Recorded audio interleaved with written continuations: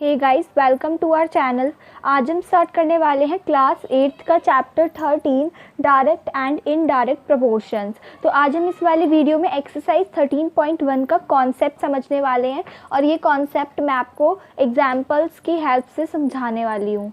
तो देखो यहाँ पे लिखा है, जैसे Mohan prepares T for himself and his sister. जो मोहन है उसने चाय तैयार की अपने लिए और अपनी सिस्टर के लिए, और चाय बनाने के लिए उसने 300 ml पानी यूज़ किया और चीनी उसने 2 चम्मच यूज़ करी और 1 स्पून उसने टी लीव्स यूज़ करी और 50 ml उसने मिल्क यूज़ किया। ठीक है, तो यहाँ पे हमें पूछा गया है कि तो फिर अगर वो 5 लोगों की चाय बनाएगा, अगर वो 5 पर्सन्स की चाय बनाएगा तो उसे कितनी क्वांटिटी जो है चाहिए होगी। ठीक है, अभी यहाँ पे उसने अपने और अपनी सिस्टर के लिए चाय बनाई। ठीक है, तो उसे यहाँ पर इतना पानी यूज़ करना पड़ा और इतनी शुगर और इतनी जो है टी लीव्स और इतना मिल्क उसने यूज़ किया। तो अब यहाँ पर हमें क्वेश्चन पूछा गया है कि उसे कितनी क्वांटिटी चाहिए होगी इन आइटम्स की, उसे कितनी क्वांटिटी लगेगी इन चीज़ों की अगर वो 5 पर्सन्स की चाय बनाता है। If he has to make tea for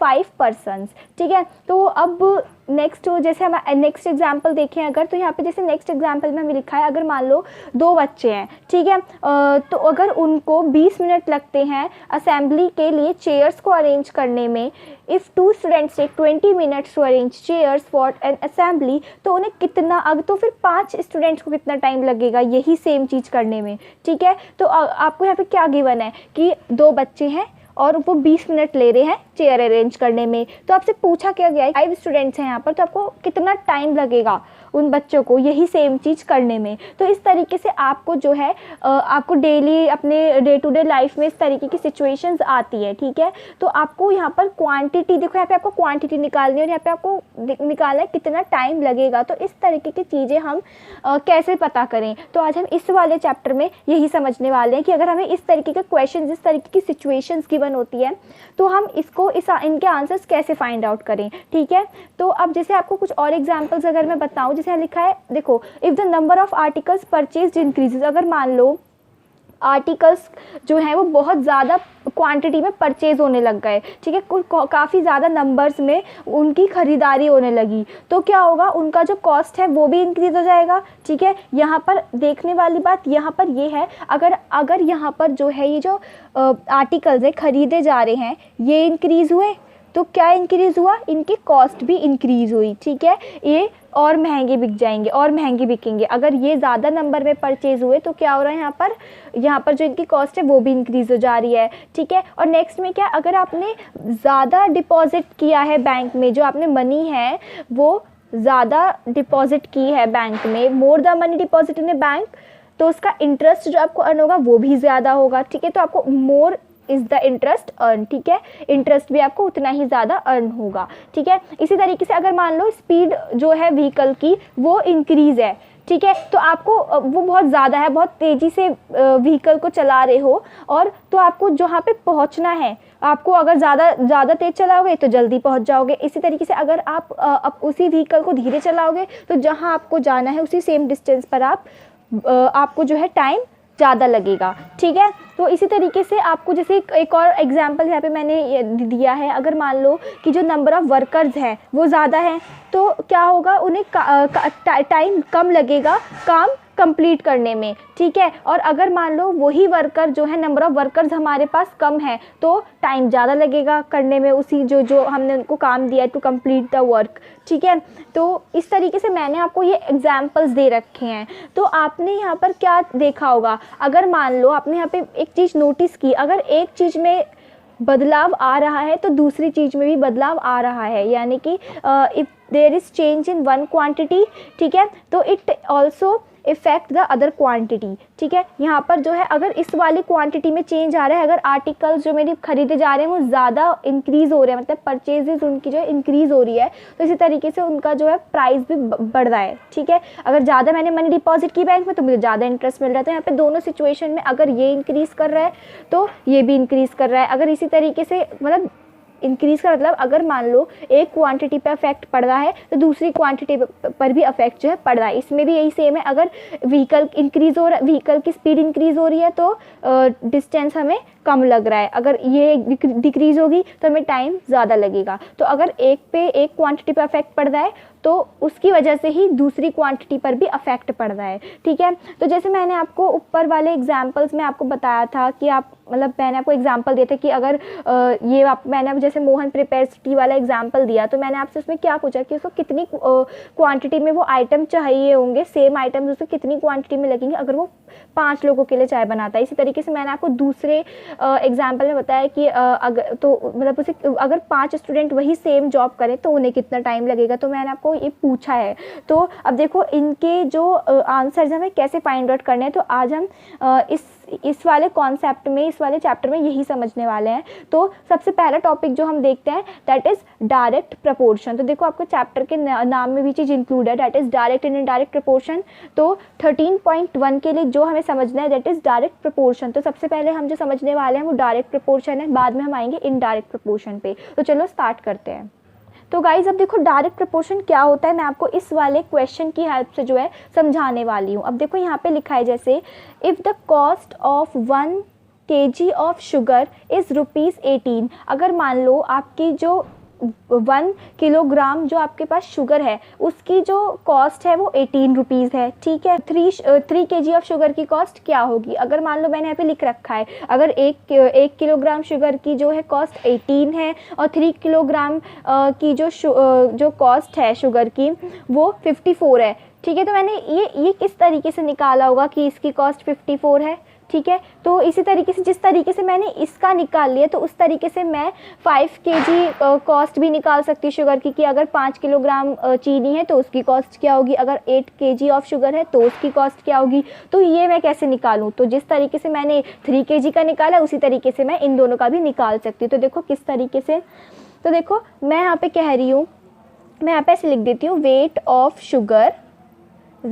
sugar and cost in rupees, ठीक है। और हमें जो वेट दे रखा है वो किस में दे रखा है, इन केजी में, ठीक है। तो देखो मैंने आपसे कहा अगर 1 किलोग्राम शुगर है तो उसकी कॉस्ट यहाँ पर मुझे कितनी दे रखी है, तो वो 18 रुपीज़ की है, ठीक है। और अगर यहाँ पर मैंने आपसे कहा कि 3 kg ऑफ शुगर है तो उसकी कॉस्ट कितनी है, 54। और मैं यहाँ पे जानना चाह रही हूँ मैं यहाँ पे जानना चाह रही हूँ कि अगर मेरी 5 kg ऑफ शुगर है तो उसकी कॉस्ट कितनी होगी, और अगर मेरी 8 kg ऑफ शुगर है तो उसकी कॉस्ट कितनी होगी, ठीक है। तो अब हम देखते हैं हम इसे किस तरीके से निकालें। तो देखो अगर मैं आपसे कहूँ कि 1 kg ऑफ शुगर की जो कॉस्ट है वो 18 है तो 3 kg की क्या होगी, तो मैं यहाँ पे देख सकती हूँ कि जो मेरी मुझे निकालनी है वो मुझे इससे 3 गुना ज़्यादा निकालनी है, ठीक है। यानी कि 3 टाइम्स मोर शुगर की निकालनी है। यहाँ पे मैंने 1 किलो निकाली, 1 किलोग्राम निकाले, मुझे 3 किलोग्राम निकाले, यानी कि इसी के 3 टाइम्स की निकालनी है। तो मैं यहाँ पे 3 की मल्टीप्लाई मैं 18 से कर दूँगी, ठीक है। और अगर मैं 3 की मल्टीप्लाई 18 से कर दूँगी तो मेरे को पता चल जाएगा कि 54 है, ठीक है। उसकी कॉस्ट जो है 54 होगी 3 किलोग्राम की।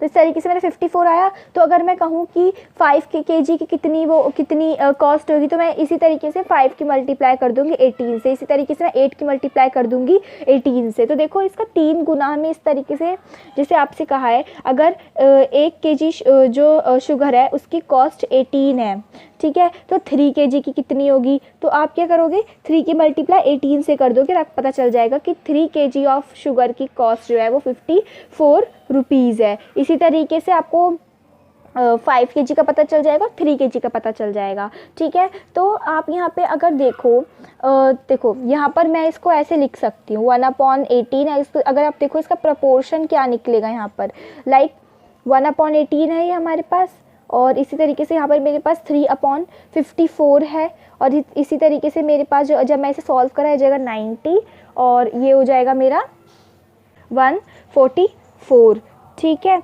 अब देखो यहाँ पर मैं इस तरीके से इसको रेशो में लिख लेती हूँ, ठीक है। अब अगर मैं इसको सॉल्व करूँगी, मैं इसको कट करूँगी, तो देखो 3 1 जा 3 और ये हो जाएगा सॉल्व करके 3 8 24।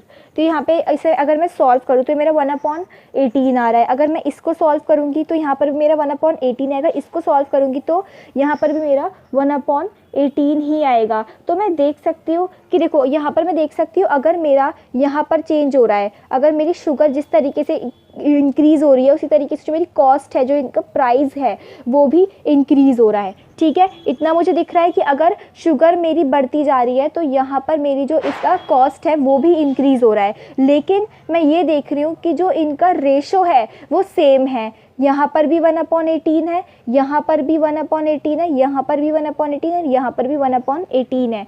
तो इनका जो रेशो है वो सेम है।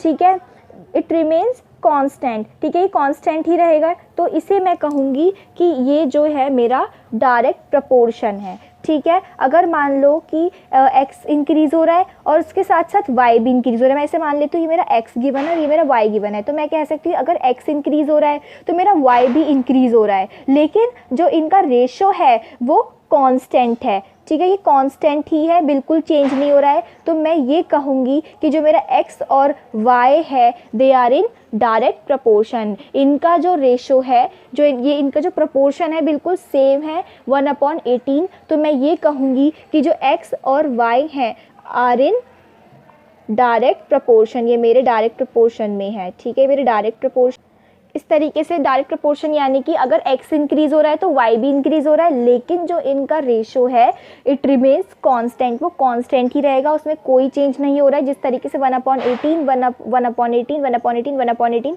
इन सब में मेरा जो है 1/18 ही आ रहा है रेशो, यानी कि ये जो मेरा रेशो है ये कांस्टेंट है। और अगर मेरा कांस्टेंट रेशो होता है तो यानी कि x and y are in direct proportion. Okay, so guys, मुझे आपको यहाँ पे यही बताना था कि डायरेक्ट प्रपोर्शन क्या होता है। अगर मान लो मेरी एक क्वांटिटी इंक्रीज़ हो रही है और उसी की वजह से दूसरी क्वांटिटी में भी फ़र्क आ रहा है, वो भी इंक्रीज़ हो रही है, लेकिन जो इनका रेशो है वो कांस्टेंट है, तो मैं कह सकती हूँ वो जो दो क्वांटिटी हैं वो आपस में डायरेक्ट प्रपोर्शन है। जिस तरीके से हमने यहाँ देखा था x इंक्रीज़ हो रहा है, y भी इंक्रीज़ हो रहा है, लेकिन इनका रेशो जो है वो कॉन्स्टेंट है, वो बिल्कुल सेम है, वो चेंज नहीं हो रहा है। तो मैं कह सकती हूँ x और y जो है वो डायरेक्ट प्रपोर्शन में है। ठीक है, so if x is increases which leads to increase in y also, but their ratio remains constant, hence we say that x and y in direct proportion। ठीक है, तो इससे ही यही होता है डायरेक्ट प्रपोर्शन।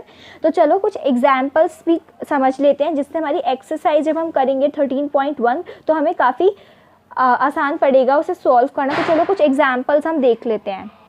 सो गाइस, अब देखो हमें एग्जाम्पल 1 में क्या कहा है, the cost of 5 metre of a particular quantity of cloth is ₹210। अब देखो यहाँ पर हमें बोला है कि जो 5 मीटर कपड़ा है वो हमें कितने मिल रहा है, इतने रुपीज़ हमें मिल रहा है। ठीक है, तो हमें बताना है।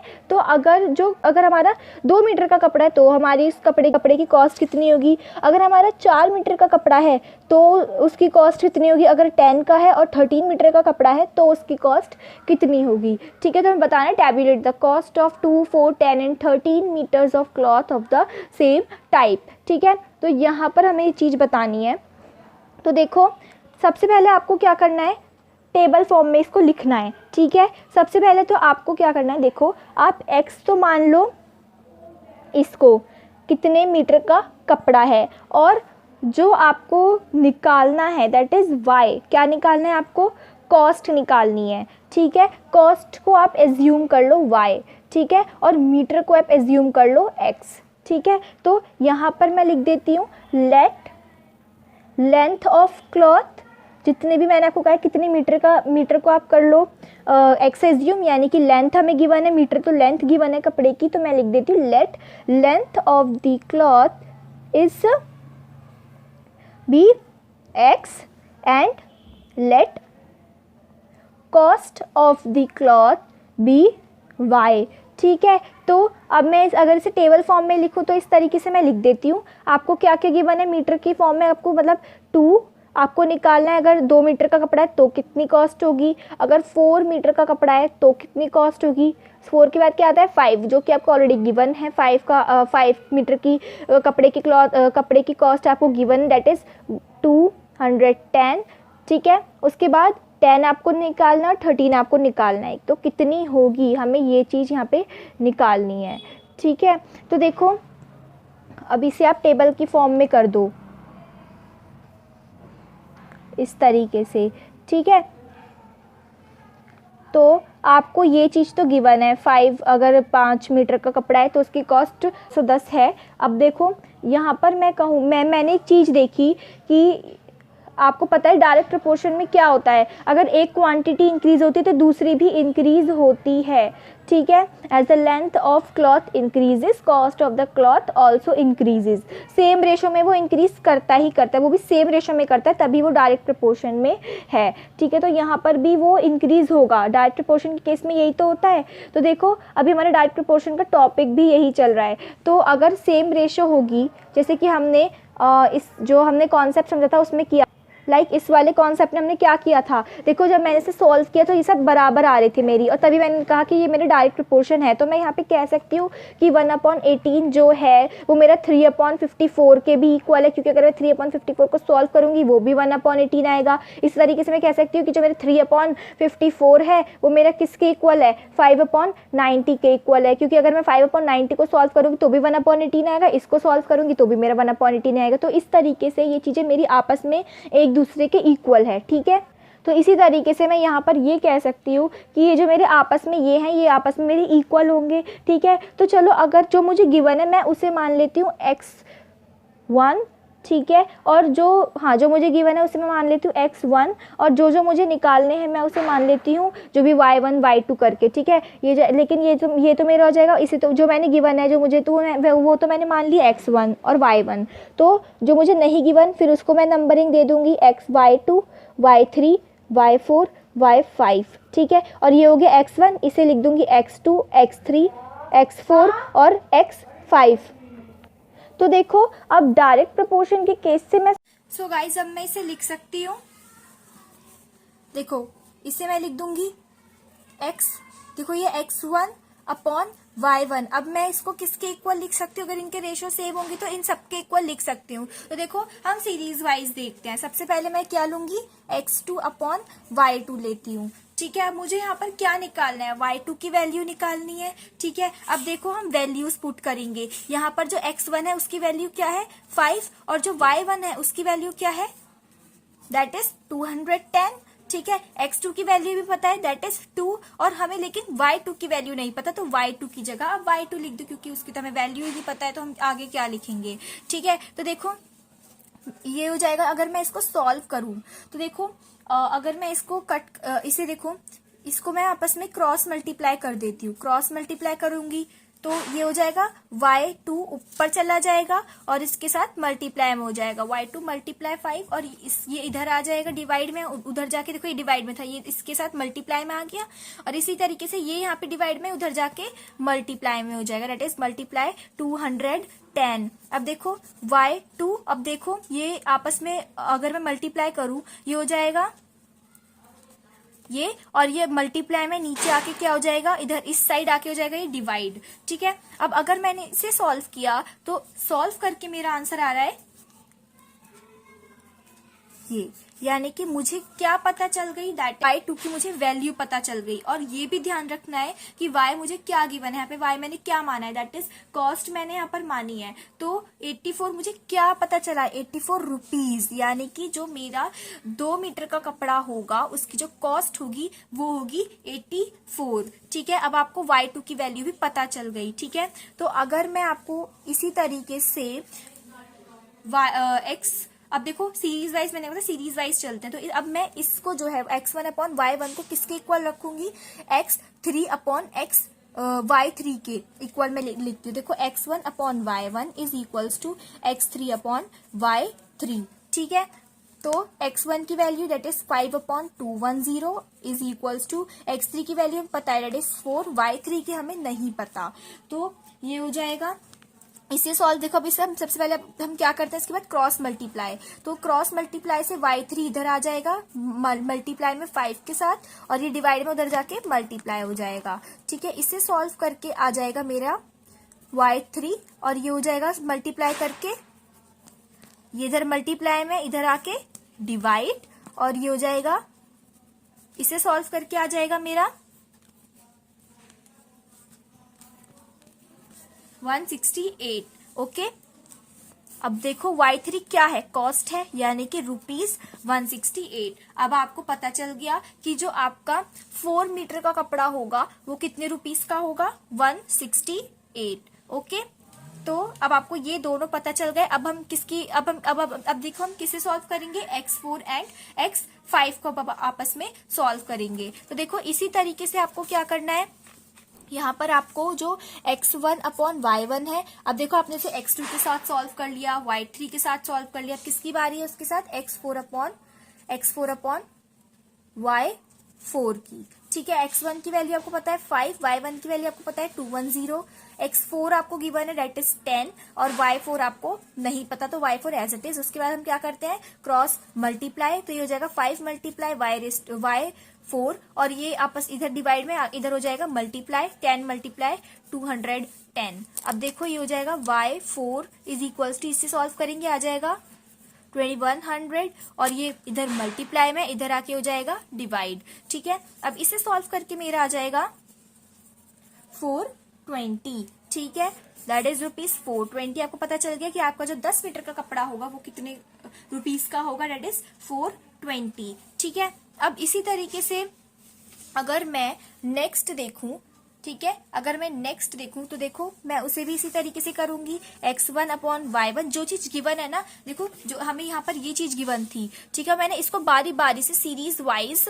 मैंने सबके इक्वल रखा। देखो कितनी आसानी से मुझे अपने जो मुझे चीजें निकालनी है वो अपने आप ही निकल के आ रही है। तो आपको भी इसी तरीके से करना है।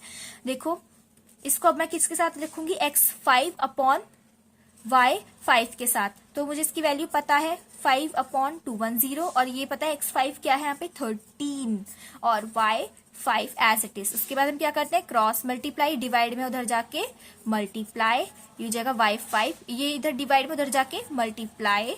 ठीक है, अब इसे सॉल्व करके आएगा 2730 और अब देखो यहाँ पर ये मल्टीप्लाई में नीचे आके हो जाएगा डिवाइड। ठीक है, अब इसे डिवाइड करके आंसर आएगा दैट इज 546। ठीक है, इसे सॉल्व करके आएगा मेरा 546। अभी 546 क्या है, रुपीज, यानी कि जो मेरा 13 मीटर का जो मेरा कपड़ा था वो कितनी रुपीस का है, 546 का।